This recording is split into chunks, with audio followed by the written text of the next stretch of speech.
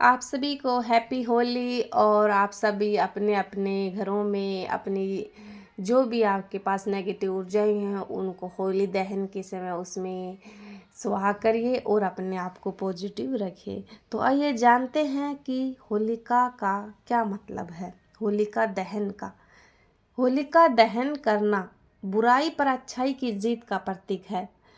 बहुत समय पहले हमें बता दिया गया कि एक भगत था प्रहलाद, जो कि हिरण्यकश्यप का बेटा था और वो विष्णु भगत था।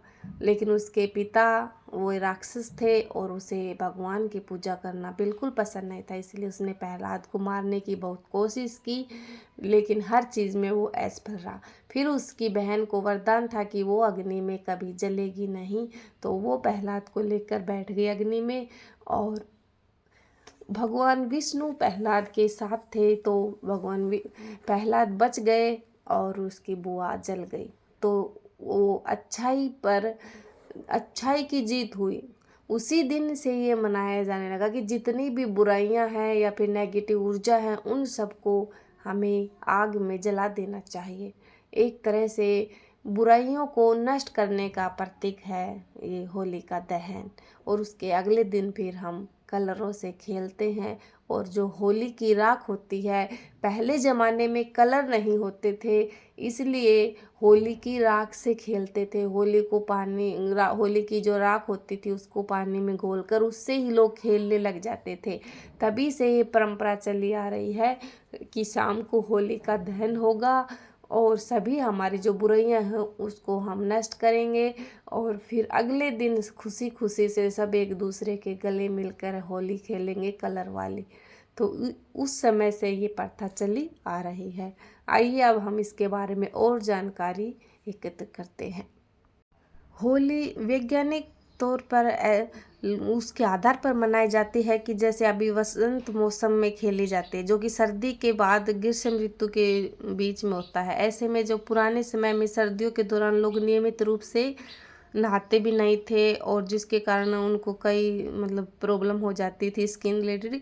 इसलिए होलिका दहन के पीछे छिपा वैज्ञानिक कारण यह है कि इस पर्व के दौरान जलाई गई लकड़ियों से वातावरण में फैले हुए जो कीटाणु होते हैं, जीवाणु, वो नष्ट हो जाते हैं और होलिका की परिक्रमा करने से शरीर पर कीटाणु हैं वो भी गर्मी के कारण मर जाते हैं। वहीं देश के जो हमारे कुछ और हिस्से हैं, होलिका दहन के बाद लोग अपने माथे और शरीर पर होलिका की राख लगाते हैं, जिसे मानसिक और शारीरिक स्वास्थ्य के लिए अच्छा माना गया है। और यह आज भी हमारे देश में कई जगह पर करते हैं कि होलिका दहन की जो राख होती है उसको लेके आते हैं और बोलते हैं कि ये बहुत पवित्र राख है और ये आपके शरीर की जो नेगेटिव ऊर्जा है, अगर आप इसका तिलक लगाते हो तो आप उससे बच सकते हो।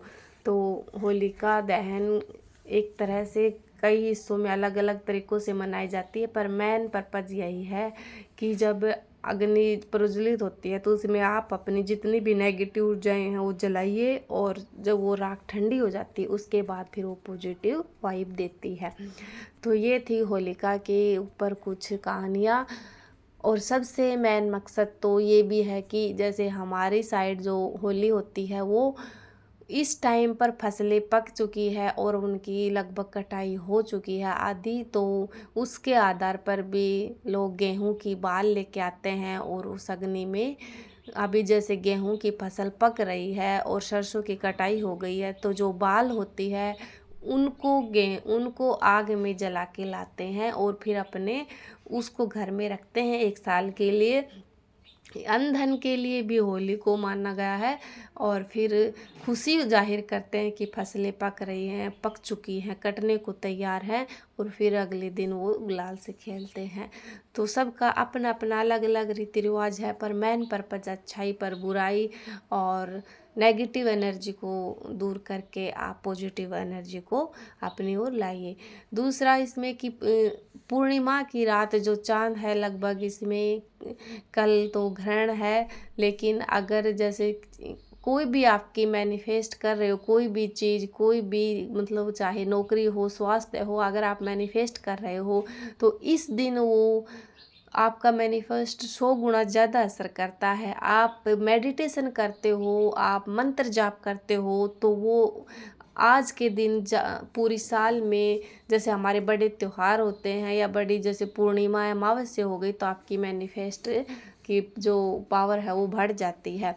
तो अगर आप मैनिफेस्ट की जर्नी में हो और आज आपको थोड़ा सा और ज़्यादा ध्यान देकर अपनी ऊर्जा और ज़्यादा पॉजिटिव रखते हो, तो आपको 100 गुना ज़्यादा उसका फल मिलता है। तो मेरी सलाह यही है कि आपको अगर कुछ भी नहीं आता तो नॉर्मल आप मंत्र लीजिए और ओम का मंत्र कीजिए, और मैनिफेस्ट किसी भी चीज़ को आप पाना चाहते हो तो मेडिटेशन करिए और उस चीज़ को आप बार बार लिखिए और अपने आप को पॉजिटिव रखिए। और हमेशा ही मतलब ये पूर्णिमा का दिन है और आप इसमें जितना अधिक अपनी ऊर्जा को पॉजिटिव रखोगे आपको उतना ही ज़्यादा फ़ायदा होगा, उतना ही आप अपनी लाइफ में तरक्की करोगे। तो वीडियो कैसी लगी ज़रूर बताना, और एक बार फिर आप सबको हैप्पी होली। धन्यवाद।